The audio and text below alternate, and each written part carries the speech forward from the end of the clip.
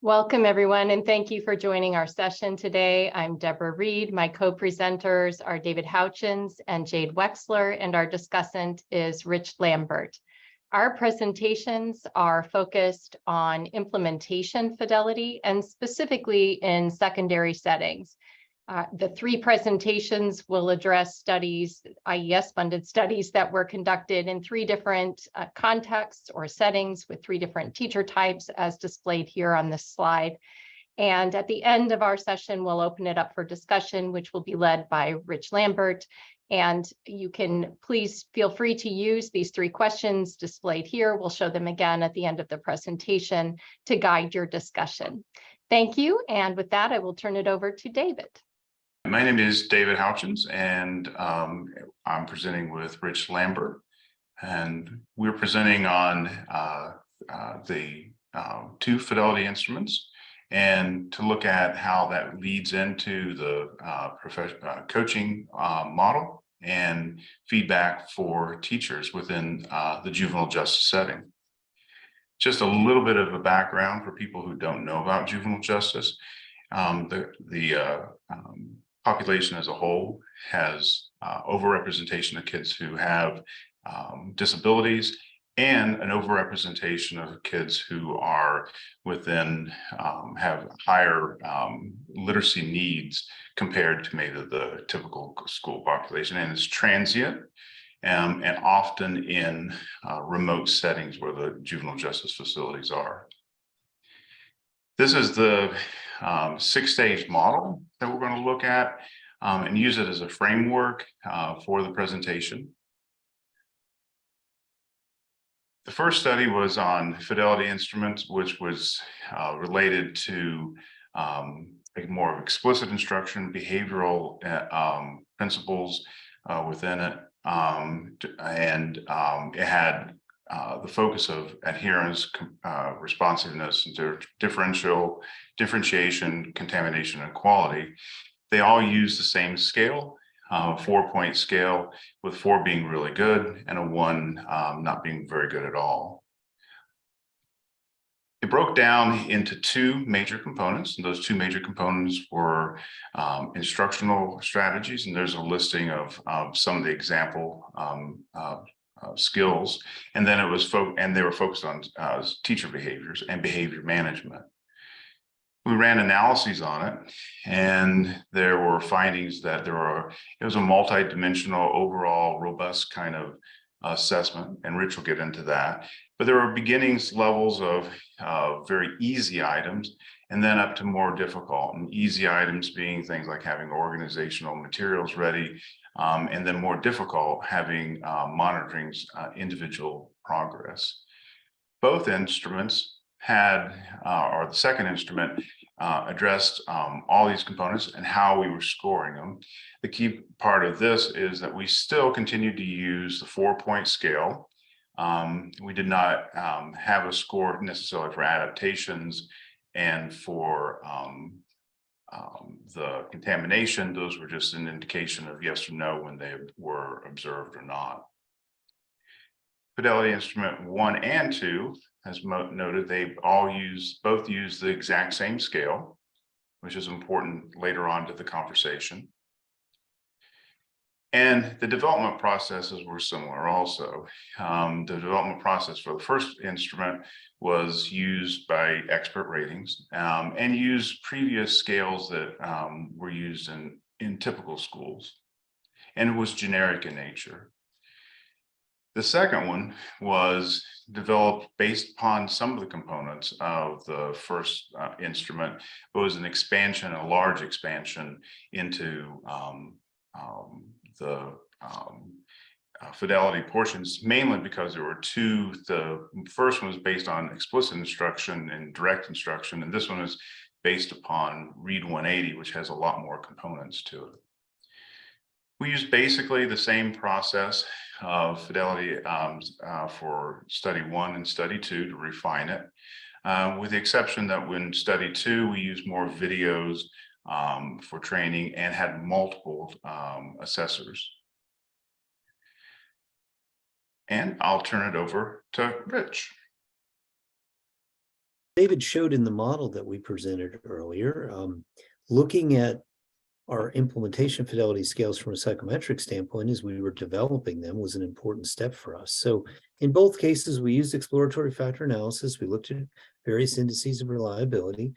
We also applied the Roche partial credit model, which is very useful in rating scale situations like this. As David showed, we have 4-point rating scales in this case. And I want to show you some category probability plots that are a byproduct of the Roche analysis that show how well the scale that we chose was really working in the hands of raters.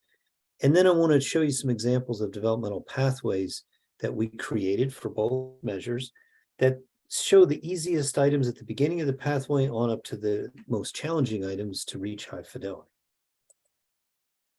So here's study 1. You can see that the standard measure of internal consistency, coefficient alpha, was very high. The person reliability from the Roche analysis wasn't super high, but it was probably approaching acceptable. And then the item level reliability was real high. Now, this is the developmental pathway for each of the 2 factors. So you can see for behavior interacts positively with students. That was a relatively easy item for teachers to accomplish, but uses overall good behavior management strategies was the most difficult item. And you can see we had a few others in between. For the instruction subscale, provides accurate instructional information. That was the easiest, and it worked its way all the way up to monitors individual student progress. And I think this really kind of fits with what we see in teachers and within the study, that some of these more structural, organizational, and just kind of general interaction kinds of things were the easiest things. And then the harder things were focusing on individual students. So here's a category probability plot from study 1. This is a diagnostic strategy that you can use with Roche modeling to see how well the raters are using the rating scale. And this is close to ideal. What the red line here shows is, if you think about on this y-axis, the left side is very low implementing teachers. The right side is high implementing teachers. The low implementing teachers had the highest probability of getting a 1 on the scale. And then as you move up in implementation, their probability of getting a 2 increases. As you move up further, their probability of a 3 increases and then diminishes. And our various highest implementers have the highest probability of getting a 4 on each of the rating scale items, which is really nice. It shows that the rating scale was really working and the raters were able to kind of discriminate between teachers at different levels of implementation using each rating scale. A couple of statistics from the second study. Chromebox alpha, not so good. Person reliability, okay. Item reliability, pretty good. Here we had 5 overall scores that were used in making the total score. Each of these sections of the measure gave the rater an opportunity to look at individual behaviors, and then they summarized all that evidence into a total score, 1 for quality, 1 for exposure, 1 for responsiveness, 1 for adherence, and 1 for differentiation. And each of those were scored on the same 4-point scale. And so you can see overall quality was the easiest for teachers to reach. Differentiation was the hardest. We did not include adaptation and contamination as a part of the total score because in the context of the factor analyses, they really didn't fit with the other 5. Here's a category probability plot for the second 4-point scale in the second measure. This is textbook. This is exactly what you want. Each step on the rating scale, red being 1, blue being 2, this purple color being 3, and black being 4, has a very distinct peak. So you can see those, again, on the left side, very low implementers, highest probability of getting a 1 on each of the scales, high implementers, highest probability of getting a 4. And then the 2 and 3 levels have real distinct category probabilities in between the highest and lowest implementers, which is exactly what we want. So we felt good that a lot of the diagnostics, including these plots that came with the Roche partial credit model, showed us that the raters were able to really use the scale in the way we wanted them to and distinguish high and low implementers. With a few more items, a few more rating points, some of the reliability statistics would have been higher, but we felt good about a lot of the diagnostic stuff. So a couple of distinctions between the two the two measures. The fidelity measure in the first study focused on really all of the teachers working in one site. The coach that we had working with the teachers attended weekly team meetings, was really kind of closely embedded within the site, and the coach remained in close contact with on-site personnel, including the teachers and the administrators. Second site, a little bit different context. Again, we focused all of our research in one site. Multiple coaches with specific experience in literacy instruction had regular contact with the teachers, but it was multiple coaches, not one. These folks were partially embedded within the site. They worked for a local university, but they were not there on a daily basis. But they were able to respond quickly to teacher needs. So we just want to give you some contextual information to kind of see how the settings for the two studies were a little bit different. And now I'll turn it back over to David. Thank you, Rich. So just some conclusions or takeaways that we had and this is related to, and we're currently doing another version of this project across multiple sites. So it's the information that Rich just shared. We were one site, and we're currently doing 4 sites. So that's important within the context of some of the discussion here. Is we looked at, and there are similarities across the two instruments with monitoring individual progress and differentiation, which are similar, being the most difficult for the population of teachers that we had. The total items, this is where it varies greatly. The total items we had, the first instrument only had 18 items, and the second instrument has 150 items. So, for example, the most difficult item in the first version was really one item embedded within the instructional portion, and then the second instrument had 16 items. An important consideration as far as time we have to do observations. Both of them, if you look at like high leverage practices within special ed, the instructional practices were very similar. You could overlay them. The difference is the second instrument was an expansion upon that. But if you look over, you can see many of the beginning aspects of high leverage practices embedded within what we have. And that's important for a variety of reasons. And one of the main reasons is because of professional development. An example of that is that the second portion, the current version of the IES project that we have a population because of the pandemic, that there's a population of teachers who are very new and need extensive training as far as professional development is concerned.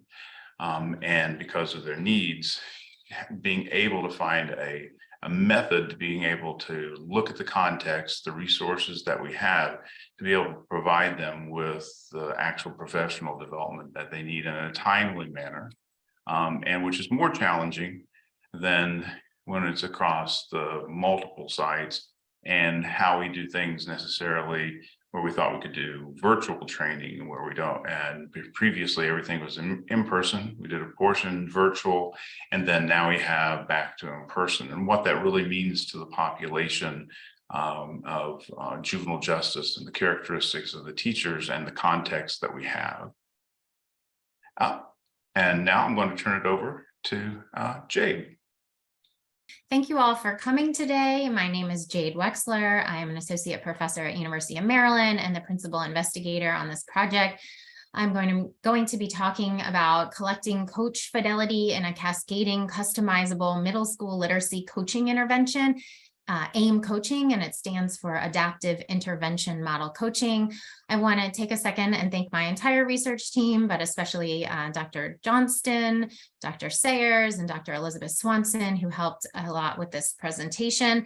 And I wanted to make sure to note that this research was supported by the Institute of Education Sciences, who we thank a lot for this funding, and the opinions expressed are those of the authors and do not represent the views of the Institute or the U.S. Department of Education. Okay, so I am going to quickly provide some background on the origins of AIM coaching, as well as a little overview of our coaching model itself. And then I'll talk very briefly about some very preliminary coach fidelity findings that we have and some lessons learned and next steps. So the origins of AIM coaching really draw from 3 different phases of work. The first phase actually was funded by the Institute of Education Sciences. It was a Reading for Understanding grant to Dr. Sharon Vaughn and others at UT Austin. And they developed PACT, which is Promoting Adolescents' Comprehension of Text. And PACT is a set of evidence-based vocabulary and comprehension practices that were integrated primarily into 8th grade U.S. history units. So it was a content approach to enhancing content knowledge and reading comprehension of secondary students. And PACT was tested in several randomized controlled trials. And what they did is they infused the PACT instruction into U.S. history classes and compared that to a business as usual. And so what you can see here is that students in the PACT classrooms outperformed students in the business as usual classrooms on measures of content knowledge, content area reading comprehension, and general reading comprehension.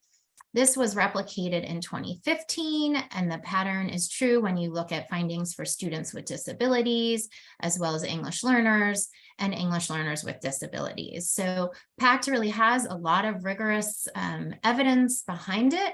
And we began really thinking about this idea that we needed to increase the dosage of instruction that many of these secondary students are getting. And we know that many secondary struggling readers and students with disabilities spend a majority of their day in that content area setting. So from the perspective of this student, we thought, what if this student could get 1 English language arts class a week that really had these PACT practices infused into that instruction, 1 social studies class a week, at least 1 science class a week. And maybe this is even a student who requires and is receiving some sort of intervention class. And maybe we can infuse the practices also into those intervention classes. And so that's a really healthy dosage of literacy instruction for this student. And it's not all falling on 1 teacher, such as the English language arts teacher or the reading intervention teacher. So we adapted the PACT practices and made them less unit-based and more text-based and also content agnostic. So we could really infuse these practices in any content area, in any curriculum, and we can take a school-wide approach. And so we implemented these practices, the school-wide PACT practices, in a subsequent OSEP-funded model demonstration grant. And we had a variety of implementation when it came to skill and will of the teachers in our middle schools. But we did have some great implementation and sustainability of the practices. And so we went back and we interviewed the sustainers. And some of these teachers really remarked about the practices themselves. They said the reason they adopted them and implemented them was that the practices had a simple routine-like format. We gave them guidelines, but we also allowed for negotiables or customization of the practices. And then this is no surprise to you, I'm sure, but they also remarked about the school level supports, the administrators in the buildings where teachers really implemented the practices, prioritized them in a number of different ways. They went to the PD, they did follow-up, they made sure that the teachers knew this was an expectation, and they really ensured effectiveness. And they ensured effectiveness by making sure that there was time for professional learning opportunities, continuing professional learning opportunities in the form of coaching. But at the time, the research team, our research team, were the coaches. And we realized from that project, as well as a subsequent national survey that my colleague, Dr. Alexandra Shelton, led, that teachers really need these ongoing professional learning opportunities, but we have a lack of coaches in these secondary schools. The coaches wear many many different hats, they're stretched thins, and they have a lack of guidance about where to spend their time.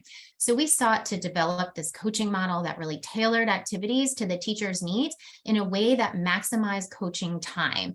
And also we tried to allow for customization of this coaching model, just like we found that customization was really important with the practices themselves. So allowing for some flexibility because of the variety of resources and needs that these different buildings had.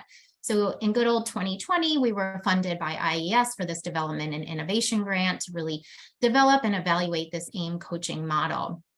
And this is our design in year one. And year two, we've really been developing, implementing, and refining it with our school partners. We are just now wrapping up year three, which is a randomized control trial where we randomly assign schools to either treatment, where they were all getting professional development and school-wide PACT and AIM coaching, or comparison where they were all getting school-wide PACT, but business as usual coaching. And we did that because we really wanted to isolate the effect of that coaching model. So everybody got the professional development in the school-wide PACT practices. And then next year, we'll go back and look at sustainability. So the AIM coaching model itself, what does this look like? So in a nutshell, essentially what we're doing is we're taking MTSS and we're applying it to teachers. So we give coaches guidance for how they can use data to drive their support of teachers, just like we would, teachers, just like we would want teachers to use data to drive their support of students. So you can see there are a couple different stages here. So we give professional development on those PACT practices, the school-wide PACT practices, and then all of the coaches provide all of the teachers standardized protocol support. So they get one plan session during that 6 weeks, one in-class support session, a reflect session, and also at least 2 check-ins. And that comes from the dropout prevention literature, where we know that for kids, if they have one adult to really check in on them, they'll be more engaged. And we think it's the same thing for teachers. So if they're, this is our goal. Our goal is to create this school-wide model, and we need everybody to be engaged in that effort. And we use the coach, we leverage the coach to do that. Also, each week, the coach rates them on collaborative effort. We give them a number of indicators to rate, are the teachers adopting the practices? Are they willing to work with the coach? What does their buy-in look like? And then at the end of that stage 1, they do a formal fidelity check. During the next 2 weeks, they consider their skill and will data. So their skill data is their fidelity. And for the teachers who have low skill or low fidelity, we also consider that collaborative effort, their will. Do they have low skill, but they have high will? They're really trying, or is it low skill and low will for a variety of different reasons? And we give them cut scores in terms of their skill on how to figure out where the teachers fall with high skill or low skill. But because we know that sometimes that one fidelity check isn't a great indicator of their skill, we let the coaches override this at the end when they're making decisions for stage 2, if they really need to. And that's in that spirit of customization again. We do the same thing for will. We give them cut scores for their will scores, but we do let them override it if they really need to. And then finally, in stage 2, they customize their support for the teachers. For high-skilled teachers, they might do a video self-reflection. They also leverage those teachers to help with the lower-skilled teachers. They might do an increased dosage of stage 1 support, so more planning, more reflecting, more in-class support. For the low-skill, low-will teachers, we might do peer observations. And so we give them a menu of activities, and then this process repeats throughout the end of the year. So in the name of customization, again, we allow a number of things in this coaching model. We allow for a team of coaches, first 1 coach, and we found that was really important due to resources. Again, for fidelity, we let them override those skill and will levels when they really need it. For stage 2, we give them a menu of activities. Some of their sessions, planned sessions, for example, can be group versus individual, virtual options, and we allow for sort of variation in implementation to avoid oversaturation for the students. So our preliminary coach fidelity findings. So first of all, in a PD intervention like this, we really need to think about in the PD study, how fidelity is really this cascading model, right? So multiple dimensions of implementer delivery are predicting indicators of responsiveness, which in turn leads to improvements in these targeted outcomes.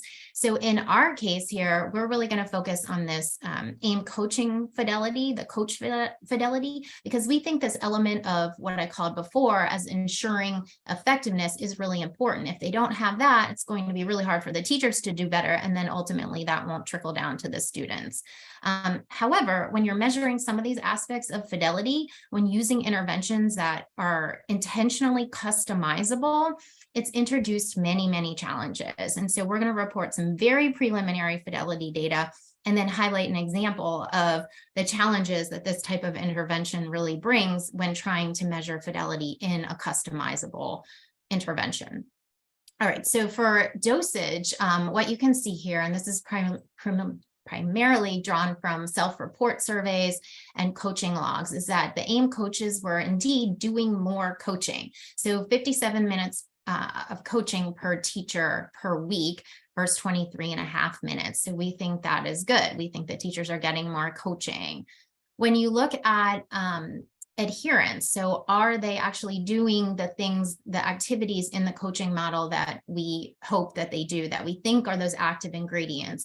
You can see here that 94% of them are actually engaging in that stage 1 plan, support, reflect cycle.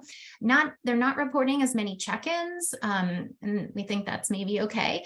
But we're excited that they are doing their formal fidelity checks and they are really engaged in those stage 2 activities. So they're doing more coaching and they're adhering to the guidelines in the coaching model.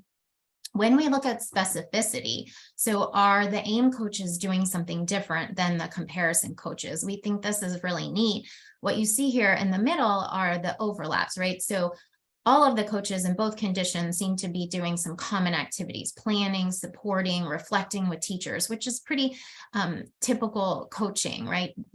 Business as usual. But when you look on the left, what you see is that the AIM coaches are really engaged in what we think are the important aspects of our AIM coaching model. They're really engaged with analyzing teacher data, which really comes from that progress monitoring stage, and then engaging in a number of other kind of tailored activities, more so during that stage 2. Okay, so all of this looks promising. They're doing more, they're adhering to the guidelines. They seem to be doing these specific things that are specified in our model. But our fidelity data really expose one of the challenges, again, that this cascading customizable model really has. And so if you take a look at this, what you see is, if you remember, we allowed them to override fidelity scores in some cases. We didn't encourage this, but as you see, 41% of them actually did take advantage of that, and they overrode the fidelity scores of their teachers. And when you look at the override, what we see is that they're always adjusting the skill level higher for teachers, and they didn't provide the anecdotal data that we were hoping they would provide. So we can't tell if that's actually accurate, if you will. And we can't go around, because of feasibility, to follow them all around and see if that's true. The other thing is 100% of them rated them as high will. The teachers as high will, which we think is kind of suspect. First of all, there was no anecdotal data. And then also, based on our packed dosage data, we know that some of these teachers are actually not implementing school-wide PAC consistently. So we think it's a little fishy that they're rating them all as high will, but we know they're not all consistently implementing. They might have high will, but not be implementing for other reasons. We're not sure. And that's what we're really interested in looking into in the future. So finally, just lessons learned. We know that this customization and interventions is really important at the secondary level, and we think it's really valuable for adoption and implementation. But we're looking forward to analyzing our student data to help us establish the actual efficacy of the model, and then future studies so we can really pinpoint the aspects of fidelity that are driving efficacy, despite the difficulty of collecting some of this fidelity data in this cascading customizable model. So thank you very much. I'm looking forward to the discussion, and I will turn it over to Deborah. My presentation is on a study that was conducted in Tier 2 reading intervention classes in middle schools. This is from an iterative development grant funded by IES, and although they were quite generous in funding us, I want to remind you that what I say today does not represent their views. I also want to acknowledge my collaborators, Dr. Smolkowski at the Oregon Research Institute and Anna Gibbs here with me in the Tennessee Reading Research Center, who was the project manager at the time. So why are we interested in looking at the feasibility of implementing Tier 2 reading interventions in middle schools? Well, middle schools have some really high challenges. It's never been a great environment for literacy for students, but things have certainly gotten worse since the educational disruptions that occurred during the COVID-19 pandemic. When students in middle school have difficulties with reading, it doesn't just affect an English language arts class, it also affects other classes that are pretty text dependent, such as science and social studies. And so we're broadly concerned about students' performance in the middle grades and what that means about their likelihood of graduating or achieving beyond the middle grades. However, middle schools find it really difficult to carve out time for reading interventions. And so what usually happens is they either replace an elective, so something that students really looked forward to in their day, with reading intervention, something they do not look forward to in their day, or they shave off time from all of the other class periods in order to create a school-wide reading intervention class period. So in creating these models of reading intervention, there's really an opportunity cost to consider in that if we don't do a very good job of delivering Tier 2 reading interventions, then students may as well have just stayed in their elective courses, or we should have kept the time as originally planned for the other classes. There's also a social justice issue at stake here because high percentages of students who are students of color, English learners in special education, and students on free and reduced price lunch can be found in the Tier 2 reading intervention classes. So they can least afford a loss of instructional time, and that's partly why we're very concerned with what's happening during this implementation. So our research question, because this is an iterative development study and we are still in the iterative development phase, we are focusing on the feasibility of implementation, which is reflected in Fidelity and other data. Our schools that were participating in some field tests to help us with this iterative development were 4 different school districts across a geographical range, so not concentrated in a single area.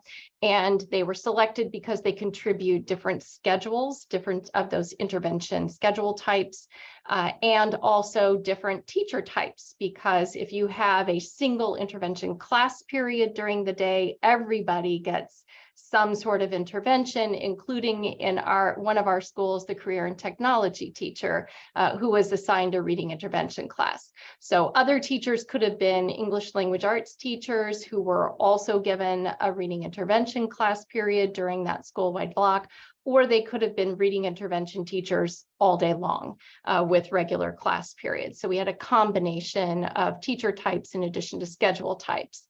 As expected, we had a pretty diverse student sample, and although the counts were small, we did have a good range even of languages spoken in the home. I will point out, however, that even if a different language was spoken in the home, students had to have achieved the level of proficiency on the state test that meant that they were exited from intensive language supports. So although this is not a talk about the intervention itself, it is important to understand the framework of the intervention as we talk about the feasibility of its implementation. Our intervention is called varied practice reading because we cannot control the expertise of the teacher that is assigned to reading intervention. It is computer delivered entirely. However, there's a portion that students do with peers on the computer, as well as a portion that they do independently. Teachers have access to the data and can make additional decisions, about individualized lessons to assign students through the system. But because it is computer delivered, we have different types of data that we can gather on the implementation of this intervention.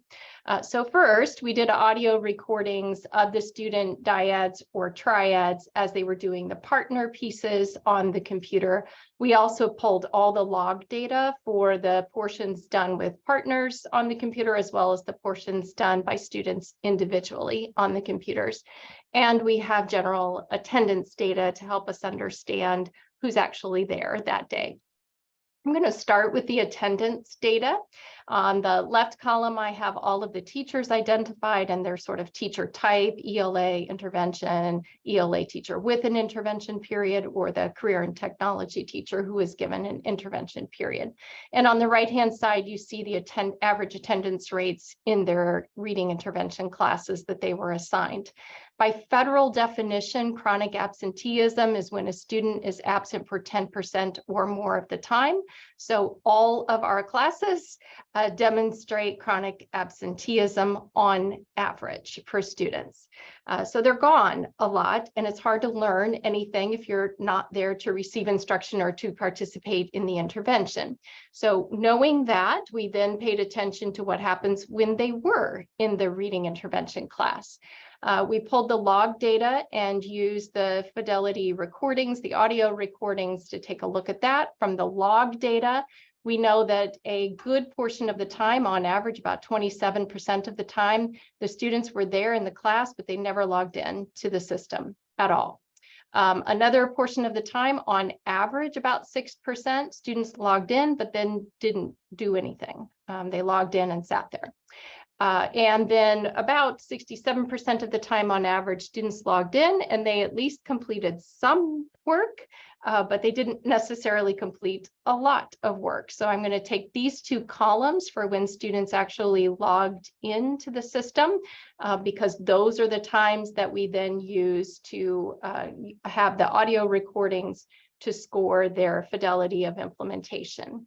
As you can see, logging into the system, and even when they did do some work, didn't guarantee that they were doing a lot of work. The digital platform pretty much walks them through step by step. So it's actually quite easy to score because you can just follow along with what they're supposed to be doing. Sometimes students were just clicking things and not really actively participating in the work. And other times they were logged on, but chatting with their partner instead of doing any work. So to elaborate a little bit more on that, from the audio files and from conversations with the teachers, we tried to figure out what was happening, given that so much of the time the students spent in the intervention class, they weren't doing anything related to intervention. One of the teachers told us she didn't understand why we wanted to record because it was just chaos in the room. Other teachers were told that they had to help students with homework for their other classes during the reading intervention time. One teacher described having students do journaling, but she could not articulate what this was. We asked the literacy coach if this was a requirement. She said it wasn't, so we never really got to the bottom of what it meant to be journaling.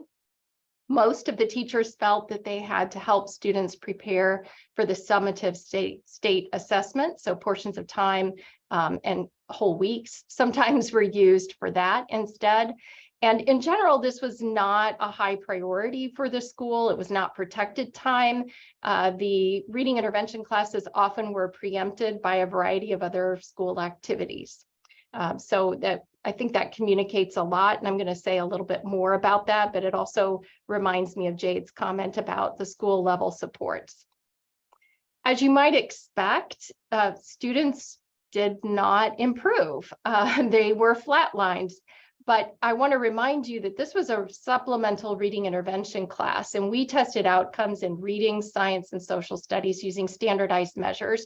And these students would have also been participating in English language arts classes, science classes, and social studies classes. So typically at this stage in iterative development, we would get the results and we would see some improvement among kids, but we don't have a comparison group yet. And so we would scratch our heads and wonder, gosh, is that due to the reading intervention or the other instruction that they were receiving?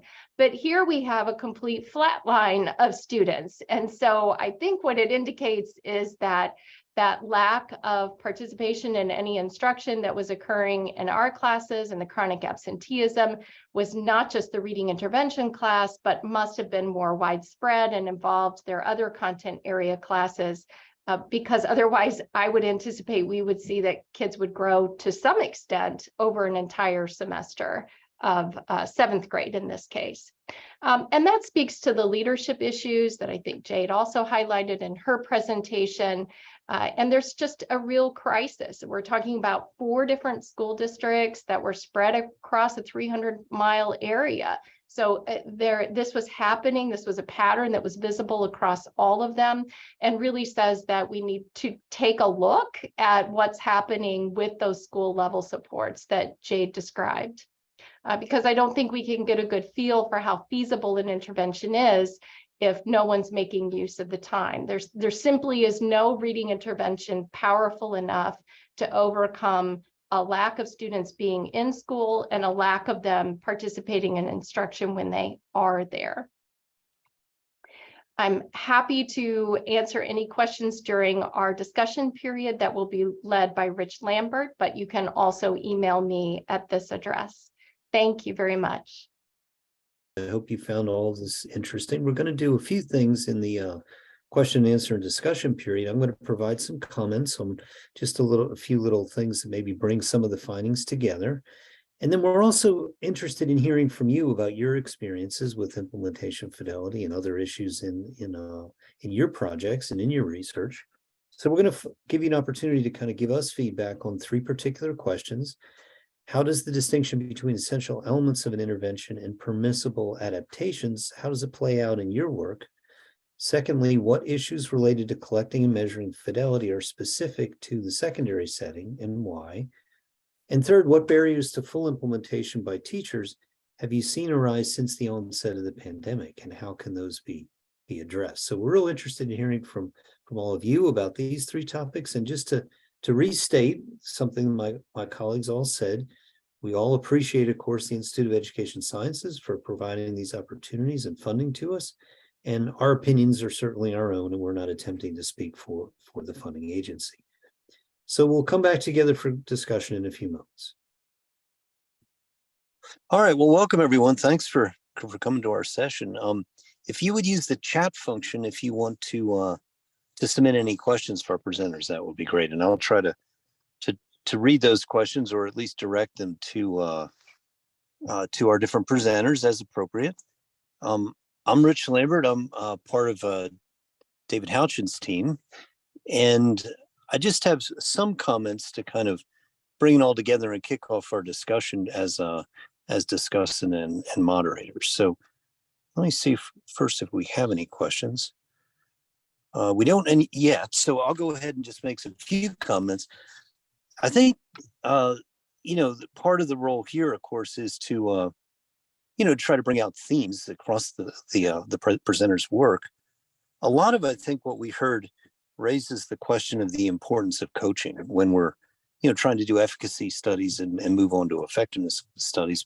A big task in the efficacy stage is getting a model of coaching that really works. And we could see in one of the wonderful things about Jade's presentation is she's really trying to narrow down some effective features of coaching that make a difference and that are connected to the efficacy they're finding. So I think a big overarching issue with this kind of thing is, how do we make implementation of an innovative intervention, and even the coaching that goes with it, how do we make that something that teachers can view as a resource and not just another demand? And I think that's kind of the overarching challenge for us as researchers in implementation and intervention research. Teachers often view the implementation of an innovative practice as just another demand on a busy schedule. They've got a lot going on, and they see us as sort of unwelcome outsiders. If we can find ways to make them see us as valuable resources, that can tip the equation in terms of them wanting to participate more in what we're trying to have them do, of course. And that raises the question of driven coaching. What we've tried to focus on a lot in our studies is how do we measure degree of implementation well so that we can feed that data to coaches in a way that gives sort of an objective and outside view of how far implementation is really going, where should we focus our limited coaching resources. And one of the issues with that is, well, by focusing more on areas of real teacher need or kind of meeting the teacher where they are, then it's an open question. Does that make coaching more resource and maybe less of a demand? I think another overarching question for all of us to think about in these kinds of studies and with respect to coaching is, how do we present coaching in a way to teachers that makes it feel like a joint journey of professional development rather than some kind of performance evaluation kind of thing, right? And so that's a lot about how we build trust, how we build relationships, how we earn trust, and yet still obtain objective data. You know, is it worth trading a little bit of our objectivity in exchange for getting teachers to view us more as a helpful resource? So these are, I think, big picture interesting questions that are implicit in all of our work. And of course, behind all of that is, does buy-in increase when teachers see us as a resource and less of a demand on their time and less of an intrusion? So given all of that, let's see if we have any questions from the audience. Here we go. So this is from Deborah Reed to everyone. How does the distinction between essential elements of an intervention and permissible adaptations play out in your work? And what issues related to collecting and measuring fidelity are specific to the secondary setting and why?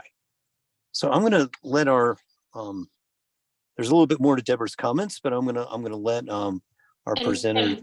Rich, I'm sorry to interrupt, but I just pasted those in because those were our guiding questions, but there is a question that's come in from Adam Boyd, and I know you can't see it, so I'll read it and then I'll let you go back to moderating this part of the discussion. But it says, no, I was coming to the end of my initial comments, so if we have a question, let's take it. That's great. It says, thank you for your presentations. I was wondering if you have any general advice on asking teachers to collect implementation data, surveys, logs, etc., when we're already asking them to do so much by way of just doing the implementation. We've had some ethical dilemmas with pushing too much, multiple follow-ups, etc. And these include teachers who are the champions of the work. They just don't always do the implementation data collection. Oh, that is an outstanding question. Does anyone on the panel want to offer any words of wisdom? I have a few comments, but. I don't have any words of wisdom. I just can feel the pain. Yeah, we had the same problem and we don't push the teachers.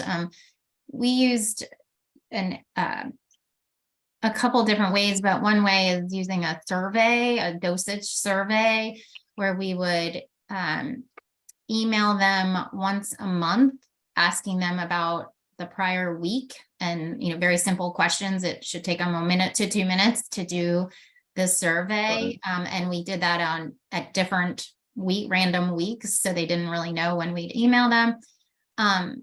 We definitely had problems with them filling even that simple survey out too. We would send reminders. We did try to ask if we could send them text messages as a reminder. Some of them did not always like that, and some did. But I think it's a huge problem when you're trying to implement something with a lot of teachers and how you collect those data. Because, like you said, that it's happening, but how do we capture it? So we've had decent luck with that method, but maybe somebody else has another suggestion.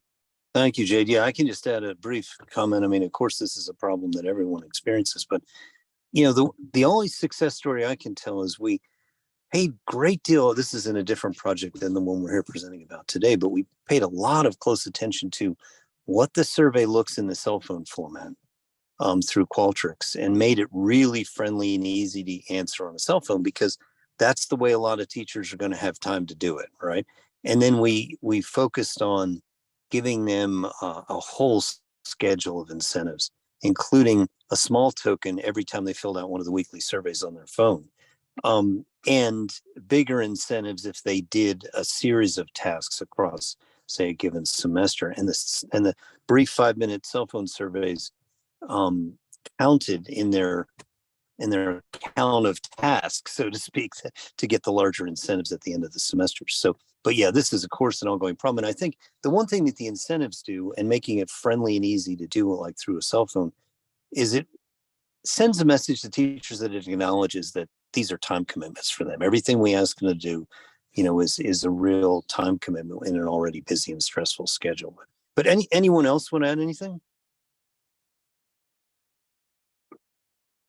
I think what you've been hinting at a little bit, Rich, is that we take it on ourselves as much as possible to collect the data and lighten the burden to the extent possible on teachers for submitting the information. So we use a lot of audio recordings. We pull the log data ourselves for the digital platform. We don't ask teachers to do that, but we do ask teachers to upload the audio to us, and we do have to send them reminder emails for that, or even reminder emails to do the recording. So it is a tricky issue in the sense of monitoring how much we can ask them to do.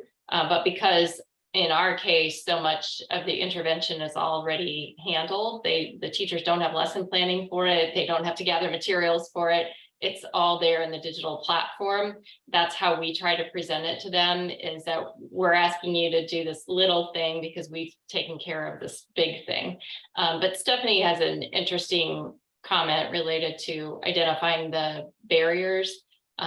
She's put it in the Q&A. So Deborah, I just figured out how to read that on my phone. If you want me to read it, I'm happy to, since you read the last. Oh, no, I mean, I think everybody can see it then. I was just reading it for you, Rich, because I didn't think you could. So. Oh, great. Thank you. Yeah. Okay.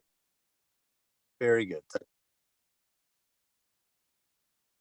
But yeah, her point about we use buy-in as this big broad term in a very general sense, but it's code for there's really a specific obstacle or need for resources.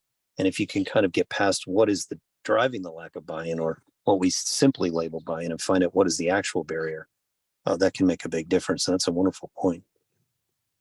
That's a little bit the approach that we're taking in the AIM coaching model, is really looking at teacher skill and will. And a lot of times that will level relates to legit barriers that they're up against. Right. And so kind of trying to uncover what those are, addressing those so that we can, keep working on the skill. It's something that we do in that model. Yeah.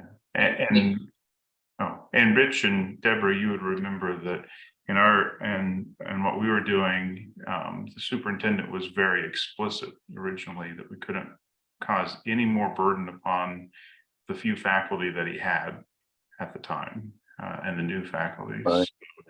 So we streamlined information, streamlined it, visited, as much as possible, and more interactions with the individuals in person as much as possible too, because they didn't want to do anything that was going to cause them more work. Yeah, and I'll just add that we do try to identify barriers just to implementation. As I said, we talk to teachers, and if they said, well, we do this journaling, then we would try to figure out who's telling you to do, what does this involve? How do we remove this as the reason that your students are not completing the intervention? And oftentimes it seems a self-imposed thing from teachers that it's not really an expectation. Other times it is an expectation, like helping them with homework. So I do think there's a mixture, though, that teachers create their own barriers, and trying to help them see that they've created a barrier that doesn't need to exist is often harder than addressing a barrier that actually was imposed on them from the school.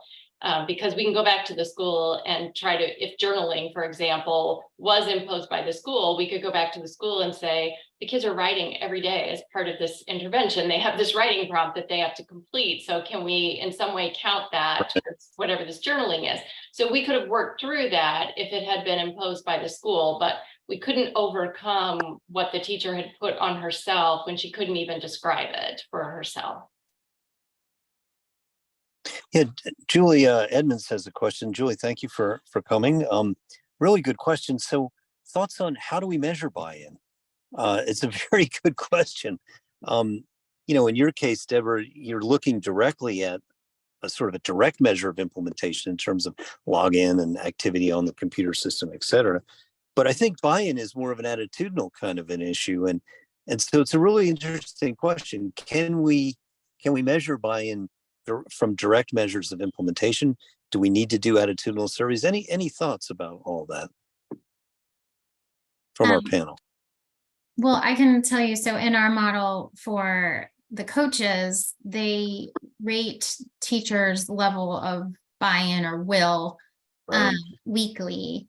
And we went through a lot of different iterations of how they were going to do this. We tried to make this super sophisticated and all that, but we realized it's really just kind of a way to make a diagnostic decision when it came to that progress monitoring stage. So we came up with a list of indicators of teachers' willingness to implement the literacy practices, in our case, these PACT practices, willingness to engage with the coach, all sorts of things. So it's not a rubric, it's just a number of indicators for the coach to kind of give them guidance. And then they provide this rating on teachers' will level each week. And then they use that average to decide during that progress monitoring stage if they have that high level buy-in, that high level will, or that lower level will.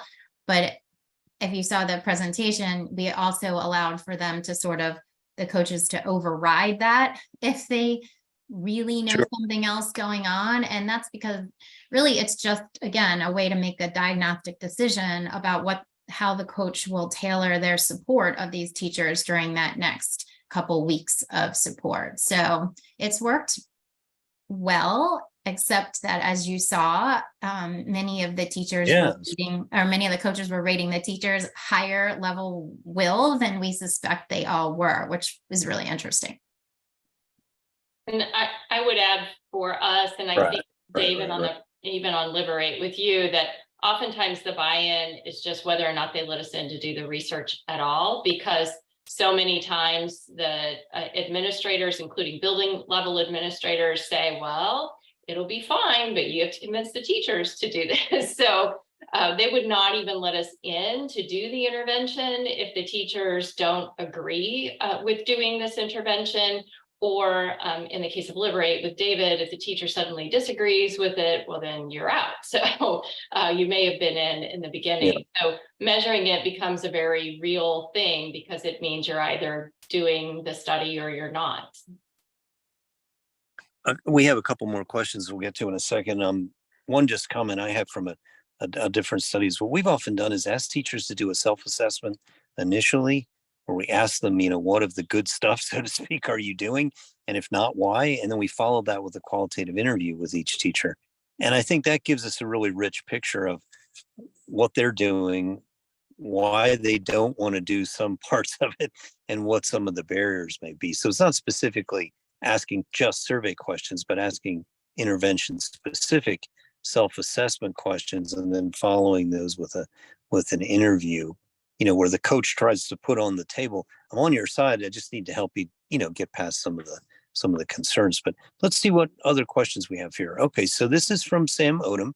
Given your experience, could you reflect on the IES emphasis on the SEER standards and conducting research and efficacy research in secondary schools?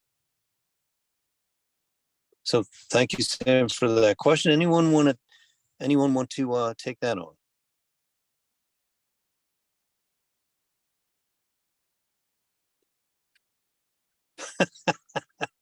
Deborah, I know you're pregnant with pause there. You've got something to say.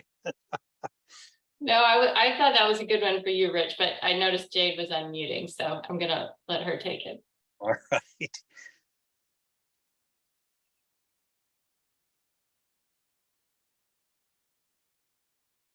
I'll just say I think this was brought up in sessions yesterday as well. Dr. Wajid Kumar talked about it, that there's the reality of what happens when you're doing research. And although we would all love to be doing gold standard research all the time,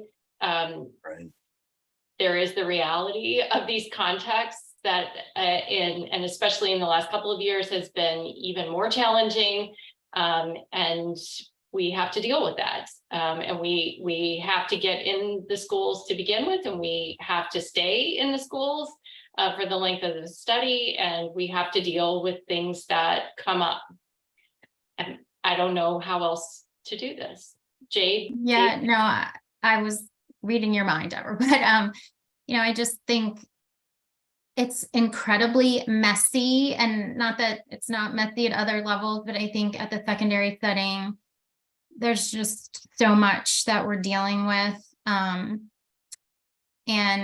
scaling and making things sustainable is challenging. And so we actually have a really neat thing going on with one of our districts right now that we started as part of this IES study, but they really loved what we were doing and they're trying to scale it. But the levels of the complex levels that we're trying to get through with just messaging to teachers, you know, with content agnostic and curriculum agnostic practices, like trying to get them to understand that they can integrate this into their existing curriculum, trying to understand messages that they don't have, they can kind of slow down and integrate some of this and differentiate. It's just super challenging. The attrition that we experience, it's just the time that these teachers have. I mean, I think some of these themes are the same in elementary, but Right. I think there's just a different level of complexity, and especially in this particular study that I'm working on to try to get it scaled up across a school or even content area wide, you know, it's changing mindsets and all of that. And then doing the research on top of that is a challenge. So yeah, I don't know if that really is I think no, we're thank you, out Jade. of If anyone time. did, So Rich, if you want to wrap us up.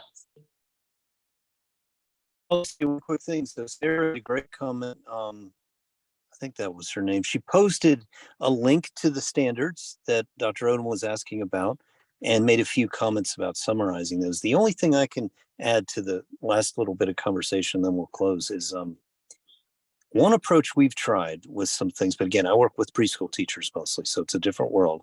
They have an intact group of 17 to 20 kids the whole year.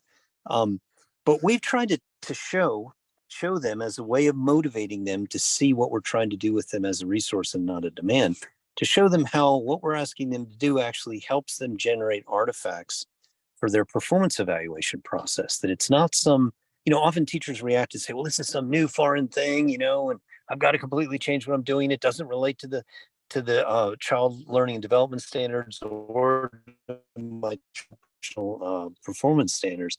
We try to hit up front that there's a great alignment between what we're trying to do and the performance evaluation standards you will be held accountable for, and also the child learning standards. In other words, we found in our work, if we can't convince them that what we're trying to have them do is already aligned with the child learning standards and their own teacher performance standards, then I think we're just going to be, you know, some wah voice in the background that's not really given a lot of credibility. But when we do that, we tend to gain, you know, a little bit more trust and attention from teachers. So I don't know if that helps anyone, but all right. Well, thanks everyone. This has been wonderful. We did get a good deal of attention and attendance, and that's wonderful. So thank you, everyone.